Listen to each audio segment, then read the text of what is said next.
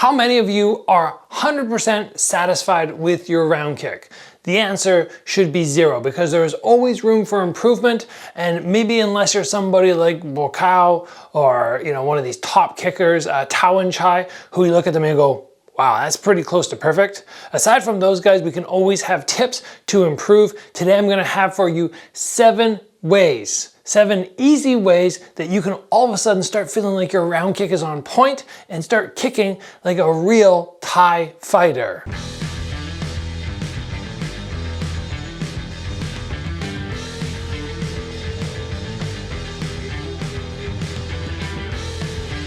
So even though perfection is unattainable, in my opinion, in terms of techniques, because even when you start perfecting your technique in a calm situation at the gym, all of a sudden it's not going to look the same when you compete. But perfection is unattainable. We are still aiming to create the perfect kick, or as close as perfect as we can today. So let's start with tip number 1. And that is, this is a very common error that many people are making. I'll explain why it's wrong in a moment, but we're gonna stop taking the non-swinging arm. We have one arm that swings down, we have one arm that protects our head. Stop bringing it across your face.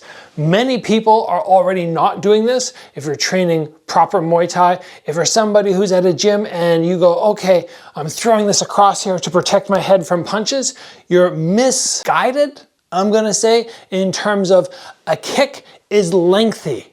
You should be landing way over here. The person who's on this side trying to punch you, they should not be able to land a punch. What you should be worried about is getting kicked in the head.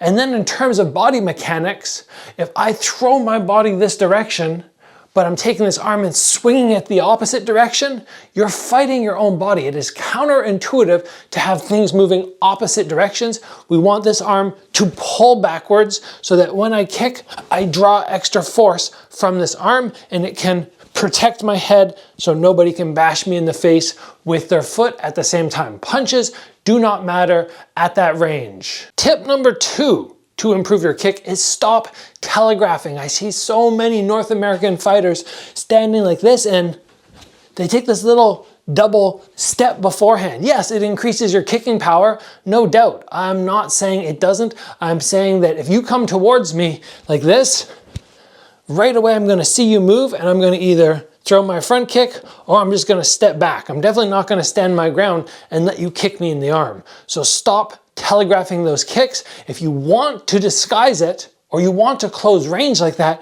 you've got to at least jab.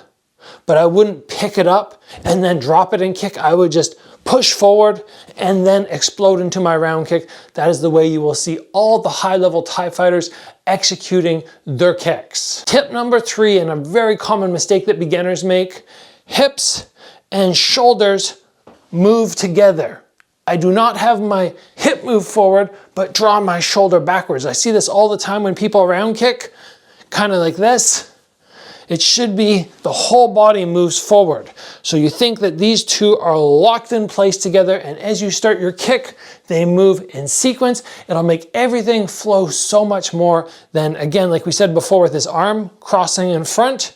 We don't want things moving opposite directions, and people who are very stiff in the hips often have trouble and try to get this motion happening where they go the opposite direction and the trunk of their body is twisting, and then all of a sudden they go, oh, I can't kick up at head level. I just can't do it. There's no way, I'm not flexible enough. And then I start working with these people, we start moving shoulders and hips together, and all of a sudden they're floating their kicks up to head level. Surprise, surprise. Next, we are talking about the pivot, the standing foot, but we're not talking about going into the kick. If you're not pivoting on your round kick, you have a terrible kick. You need to go back to the basics, straight up basics. We're talking about what to do once we're here and getting that rechamber to come back so darn quick. I've worked with many people who feel they're a little sluggish on their kicks. They're like, whenever I throw it, I just always get my kick caught, or I get punched after. Well, that's happening because your rechamber is far too slow. Guess what? Get that pivot to unwind quickly, and this foot, it has to follow. And then all of a sudden the speed of your kick increases so much more. I pivot and rapidly unpivot. And it's very easy to forget about that and just go kick, and then kind of draw back, and at the last second, finish off that. Do not let this sluggish pivot on the rechamber happen. It'll help your kick so much by just going into it and out of it very fast. Now we're wanting to create a power kick. And to create a power kick, we need to think about the trajectory of that kick. Are we coming this direction? Or are we coming this direction? Are we doing this? What I want you guys to stop doing to try and get the perfect round kick, thinking that we're trying to deliver power, maximum force, I want you to stop doing the karate style kick, where you come up and you come horizontal across. There's nothing wrong with that, but it's not as powerful as coming upwards on the angle. That's why all the Muay Thai fighters come up this way, as opposed to like a karate fighter where they come up and snap across. Change that angle of the kick, utilize that pivot and elevation through your standing leg to drive you up, and then all of a sudden, that slight angle will all of a sudden make so much more sense. No more karate, horizontal kicks, we're driving upwards. The next thing which is going to help you increase your round kick so much, the ability to control your opponent, is not to always think a round kick is coming from the side. A round kick can also come inwards. What do I mean by this?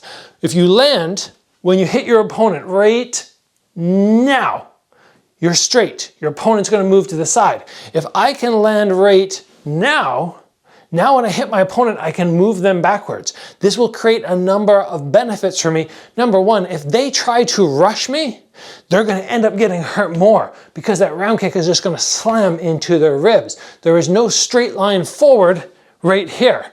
And it allows me to bully my opponent with kicks, to force them back and to force them back time and time again. In addition, it lets me play with different distances. So if my full extension kick is way over here, but the guy's a little tighter, he takes a little step in, now I can still land my round kick from this tighter range utilizing my shin. If they back up, next time I kick with more of a straight leg, and you can play around and hit people here, or sometimes even really tight just by driving that shin on that forwards angle as opposed to completely sideways. It becomes much more difficult for people to block and counter when they're worried, oh, is it coming this direction or this direction or this direction? And I can get hit at this range and this range and this range. Oh, it makes your kick so much more dangerous. The last element that we're going to talk about today to increase the abilities of your roundhouse kick is thinking about what happens after I hit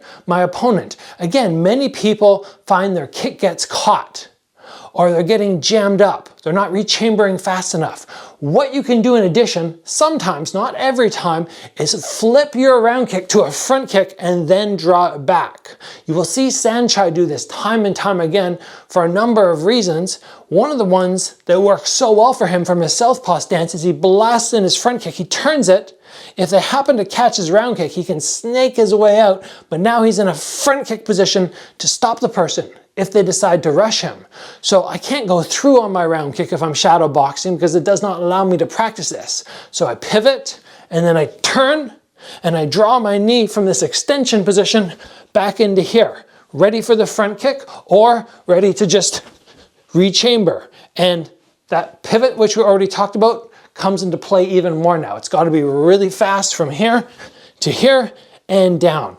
This method will make it very difficult for people to trap your kick and continue to hold it and utilize it effectively because that leg is going to slip out so much easier. So there are 7 ways to increase your kick to make it a little bit more perfect and to really make it hard for people to deal with all the different angles, all the different rechamber methods, everything which is going to make your life so much easier and your sparring partners so much more difficult. Will you have the perfect kick now? No, you got to go and drill this, and there are probably another 25 things that I could have listed out to make you have a perfect round kick, but for now we're focusing on those 7 things. Guys, go train that. As always, push yourself, push yourself, push yourself. I will see you back here soon for another video.